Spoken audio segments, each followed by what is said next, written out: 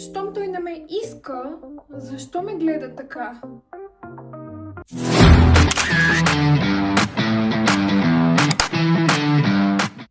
Добре, само че това искане е многозначно. За какво те иска по-точно? Иска да бъде във връзка с теб, иска да спи с теб, иска да се гоните, защото му харесва тръпката. За какво те иска? Да си майка на децата му?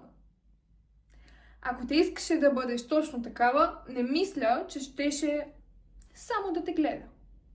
Но не е нещо липсва тук. Това не е обикновен поглед. Не е като просто да погледнеш някой. Нали?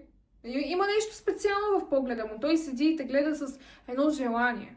Точно този поглед те кара да си мислиш някакви неща. Боже, начинът по който се гледаме, никой не ме е гледал така. Аз не съм гледала никой така. Да, защото е манипулативен. За да може да разберете за какво по-точно ви говоря, ще ви дам един пример, който може и да не ви хареса, ама все пак тук съм. Не за да ви се харесам, очевидно.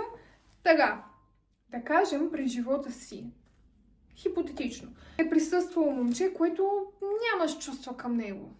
Което симпатично ти е, обаче не по този начин, че да се хванеш с него или би се случило нещо. Просто седи там като приятел. Обаче той е лудовлюбен в теб. Или и да не е лудовлюбен в теб, достатъчно. Това момче започва да показва чувствата си, като прави някакви жестове към теб. Държи се като джентълмен. Абсолютно всички знаци той ти ги дава. Ти се радваш, чувстваш се добре, чувстваш се специална, обаче знаеш, че просто той не е твой тип или изобщо не го виждаш по такъв начин. В един момент на това момче му мръзва и разбира, че колкото и да се старае, просто няма как да се получат нещата. Затова си бие към шика и се отказва от теб. И да кажем, виждаш, че той се отдръпва, не те гони. И в твоята женска глава е този защо не ме гони. Той се отказва от теб и на теб тогава започва да ти става интересен. Защото го има това гонене. И си казваш, чакай, защо се отказа от мен? Аз не те искам, обаче защо ти не ме искаш? В момента ви давам ситуация, в която човек харесва повече вниманието, което получава, отколкото самия човек, който му го дава.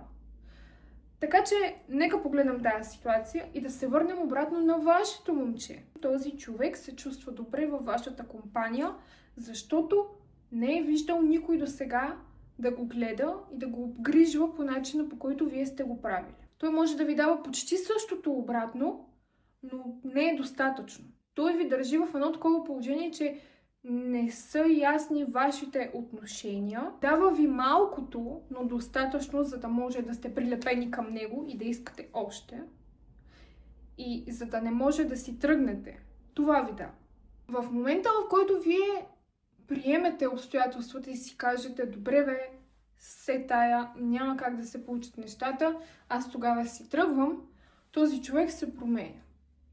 Този човек започва да ви се обяснява в любов. Той става един голям поет. Той не знам по какви начини не се е чувствал, той не е виждал друга като вас, той не се е чувствал така с никоя друга. И идва момента на гледането. Защо, да кажем, даже си избрал друга, обаче продължаваш да ме гледаш така. И така, нека да видим, потърсете причината, поради която нещото не се е получило с този човек. Защо не сте заедно? Ако този човек е избрал някоя друга и продължава така да ви дава смесени сигнали и погледи, почти винаги това е защото има нещо недовършено към вас, или не е успял да спи с вас, или пък даже да го е направил, той ви гледа като една фигура, която е невъзможно да се докоснеш до нея повече.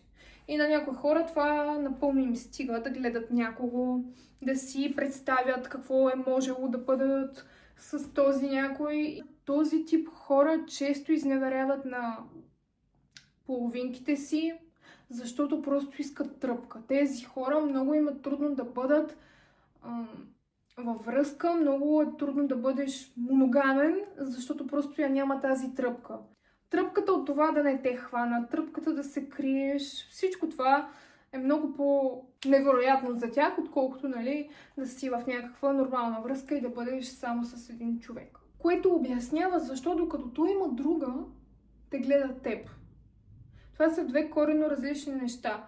Той може да се чувства много комфортно в сегашната си връзка, тя да му дава това, което е искала, да не му мрънка, там по скалата, абсолютно всичко да е изрядно, обаче такъв тип хора просто си търсят усещането. И именно това е начинът, по който той те гледа, с желание към тръпка, към неизвестното, защото не знаеш какво се случи. Другия сюжет, разбира се, ако приемам, че този човек не е избрал никой друг, нямало е друго момиче на хоризонта, просто ви е казал, че или не е готова за връзка, или нещата между вас няма да се получат, при всички обстоятелства, каквото и да е оправданието, не сте заедно, той те отряза. Обаче в същото време продължава да те гледа така, продължава да се държи сякаш иска да сте заедно. Тук отново мога да кажа, че тръпката играе роля, защото някои хора много повече се отдават на един човек, когато не са във връзка. Стъпиш ли във връзка с тях, започват да се държат отвратително. Просто защото това нещо ги ангажира много.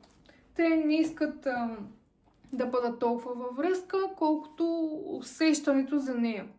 Те смятат връзката като нещо, което те ограничава. А такъв тип хора често не харесват някой да ги ограничава, да ги задължава, защото когато ти му потърсиш сметка за нещо, той ще ти отвърне много лесно. Ние не сме заедно. Коя си ти, че да ми казваш? Какво ще направиш? Нищо, защото не сте заедно. Може много да ти иска, може всичко да е прекрасно, да се държи окей, обаче не иска да е във връзка човека. Просто не иска. Това е чисто на ментално ниво и ти няма как да го промениш. Или не иска връзка с теб, или изобщо не иска такава.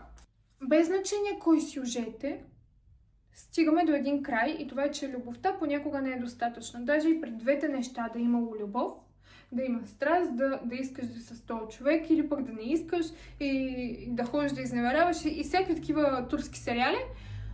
Даже да има такава любов, пак не е достатъчна. Пак ти не струваш толкова много в очите на този човек, че той да иска да бъде с теб. А което трябва да е обратното. Нали? Ти си тази, която избира и би трябвало на теб да ти се доказват, че ти да кажеш добре. Аз ще бъда с този човек. Не обратното. Не ти да го гониш, не ти да се справиш с неговите състояния и накрая той да ти каже, знаеш какво, аз не съм готов за връзка, обаче в същото време се държи толкова добре, държи се прекрасно, откача като ме види с друг, не ме дава на никой. Да, не те дава на никой, ама той не те дава и на себе си, защото не се ангажира с това да бъде във връзка с теб. И реално не може да поема отговорност да бъдете заедно, обаче не иска да те вижда и с някой друг, защото това отново е към неговото ментално отвратително състояние, което е друга тема на видеоклип. Обаче така стават нещата. Разбира се, аз съм егоист. Аз искам да те държа наблизо. Аз не искам да имаш общо с други, защото егото ми не може да го понесе. И ви го казвам, защото както съм била от едната страна, така съм била и от другата. Не казвам, че е правилно. Човек си се осъзнава. Аз съм егоист. Да, добър човек си. Да, всичко е окей. Имам любов към теб, но не те обичам. Чак аз се засегнах. Причината, поради която стоя, его, защото по всяко едно време мога да ти звънна и ти да бъдеш там. По всяко едно време, когато ми се правят някакви работи, пак мога да ти звънна и ти пак ще ми ги дадеш. За какво да се ангажирам във връзка, когато ти ми ги даваш всичките тези неща, без да съм във връзка? Ау! Когато си водя някакви такива разсъждения, изведнъж ме хитва много, много силно. Както и аз мога да те държа, докато не ми писне. Комфортно ми е с теб, всичко е окей. Ако се появи някоя друга, която да ми грабне още повече интереса, аз ще скоча на нея. Това е.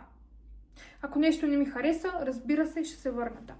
Не мисля, че има някакво друго обяснение за такъв тип хора, защото човек, който иска да бъде с теб и да ти даде света, той ще го направи.